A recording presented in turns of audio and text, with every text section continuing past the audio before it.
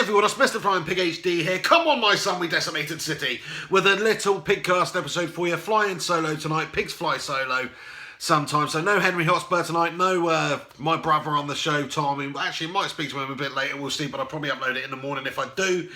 But I've got some more videos coming for you. Just want to say this PigCast podcast is now available on iTunes. So if you've got the podcast app on your iPhone, if you've got one of those, or iTunes on your computer, whatever, you can now listen to this out and about. So just search Mr. Flying Pig HD PigCast podcast on iTunes on the podcast app to download and listen to these PigCasts while you're out and about at the gym, getting groceries, whatever you're doing. You can listen to the Mr. Flying Pig HD PigCast podcast. All future episodes will be on YouTube, but will also be uploaded to iTunes also for your listening pleasure. But let's get round to the main talking point of the day. Manchester United beating Manchester City 1-0 away from home at Etihad. Have some of that, you absolute bunch of melts. Really just buzzing about this result. 1 point behind them now in the hunt for Champions League. It's looking likely that we could do that. Still a long way to go. West Ham are in the mix, of course. And Manchester City, they do have a squad full of really good players, so you can't count them out. It is still in their hands to lose it, but I do feel like with the momentum we got behind us, with these bright sparks that have just appeared out of nowhere recently, the likes of Rashford, I think we can go on between now and the end of the season, even with that Dutch toad Louis van Gaal in there, who definitely should not be there, but he's there. Even with him in there, I think we've got a bit of momentum now. That is a huge win. It's a huge boost to the confidence. So it really is on us now to see what we can do between now and the end of the season. We just need to keep winning games. What has happened under Louis van Gaal this season, and most of the time he's been here, is we've taken a step forward, then we've taken 2 steps back. Are we going to be able to win the next game? We have to do that. There's no excuses, really. But it's just great seeing City falter. I mean, it could actually be the case that Pep Guardiola comes in the summer and he's managing the Europa League on Thursday night. That would be the best thing to happen ever in the Premier League after all this, choosing Manchester City. They're going to City, hyping up City. City might not even qualify for the freaking Champions League. And I'd absolutely laugh my head off because, I hate City.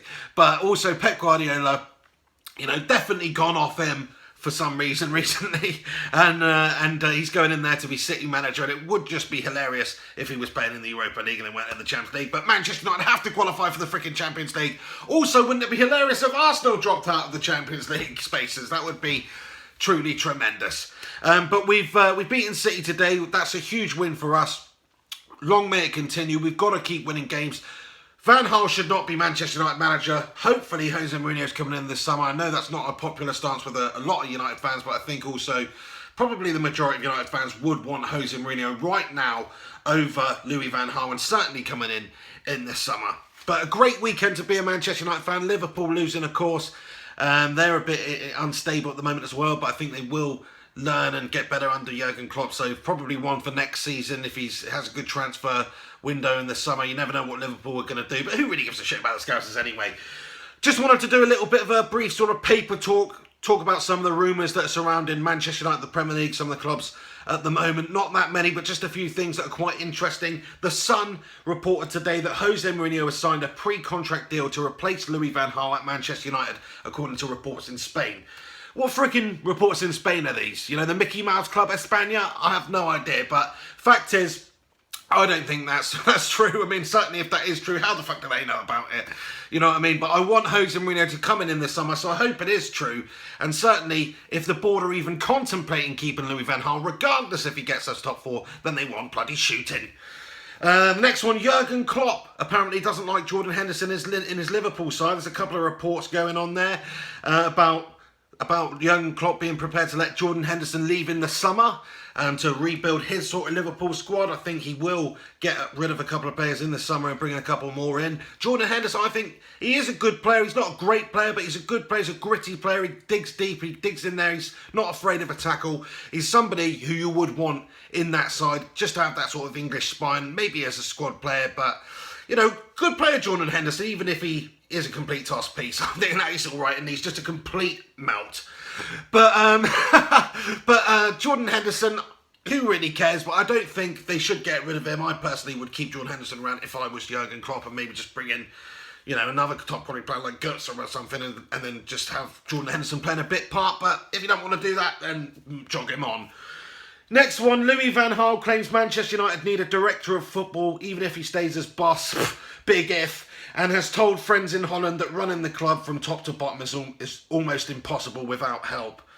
Who are these friends in Holland, man? I didn't think he had any friends anymore. Do you know what I mean?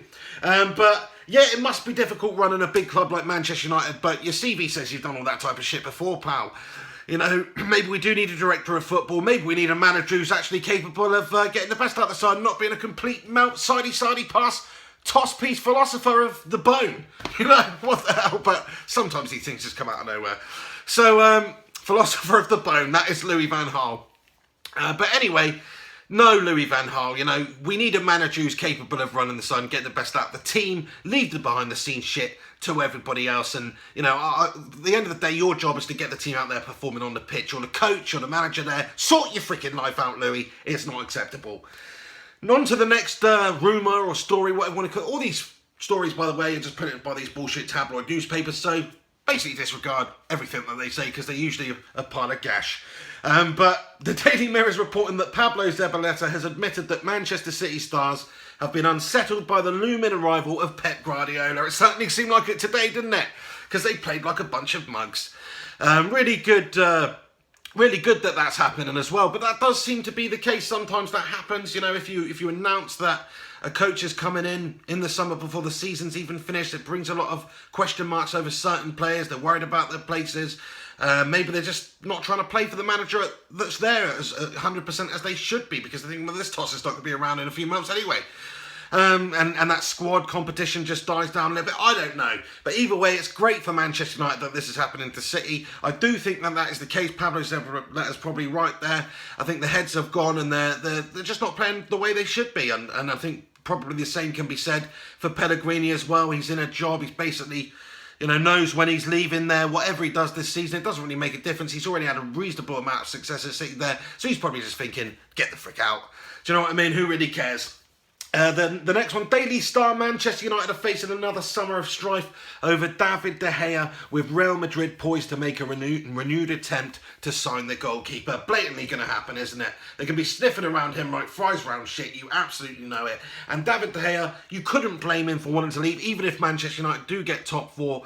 There's not that much stability at the club at the moment. We're not playing great football. He's having to work harder than anybody else for his paycheck at the moment as well, because he's keeping the side in it time and time again, making ridiculous saves. David De Gea is basically the best goalkeeper in the world. I think him and Neuer are up there. If I had to choose between the two, probably because I see him week in, week out, I would have David De Gea. He's my number one in the world, and a very special talent. He wins your games, he picks your points up. So we should do absolutely everything we can to keep David De Gea at the club. But you couldn't blame him for going to Real Madrid the way Manchester United have played the last couple of seasons. He wants to win things. He wants to play at the very top level. Imagine if we're not in the Champions League. It's bye-bye De Gea and maybe bye-bye Rooney or whoever the hell wants to go, you know, because it's difficult keeping players and attracting players when you're not in that Champions League. I mean, the top quality players want to be playing in the Champions League. That's the main reason why Gareth Bale left his boyhood club Spurs to go to Real Madrid, because, you know, they're just not big enough for the player. And I think that's the case with David De Gea, and it's crazy to say about Manchester United. But I think if we get top four, he has got a contract. There's every possibility we could keep hold of him for another season. But if he goes to Real Madrid, I think it would be pretty justified. But please don't go, David. Oh. And the last one, the Mail, getting serious now, reporting that Louis van Gaal has held crisis talks with Manchester United players as the under-fire boss bids to save its season, and this was ahead of the Derby game today. So he's held crisis talks with the team. It seemed like it, because there was like just some sort of an uplifting spirit within the squad today. There was a determination. They defended a lot better than they have recently against a City side away from home as well, who got a lot of talent in their squad. So really a good performance from the side in general. I think something must have happened, because they just seemed like they were playing with a bit of bollocks for a change, and that's what we've lacked all season. We've lacked that spine, we've lacked that bollocks, and we just haven't been up to standard. But today we were. City, it's probably got a lot to do with the fact City aren't actually that great at the moment. Definitely not playing the way they were earlier on in the season or previously under Pellegrini.